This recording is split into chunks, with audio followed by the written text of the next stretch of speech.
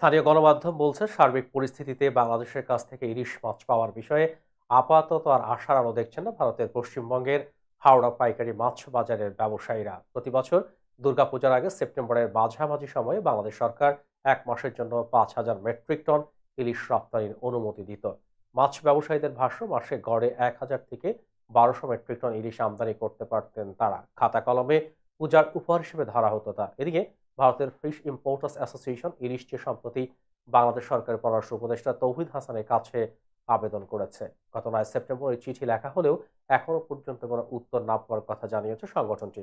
Fish importers অ্যাসোসিয়েশনের হাওড়া শাখার secretary Syed Anwar মকসুদ বলেন, তারা ফের চিঠি দিয়ে বাংলাদেশ সরকারকে ইলিশ মাছ পাঠানোর জন্য অনুরোধ করবেন। তবে সংগঠনের পক্ষে জানানো হয়েছে, পদ্মার ইলিশ এবার আদৌ আসবে কিনা তা নিয়ে সন্দেহ রয়েছে। অন্যদিকে ভারত বাংলাদেশকে ডিম পাঠালেও ঢাকা কেন ইলিশ পাঠাবে না বলে প্রশ্ন তুলেছেন পশ্চিমবঙ্গের অনেক ব্যবসায়ী।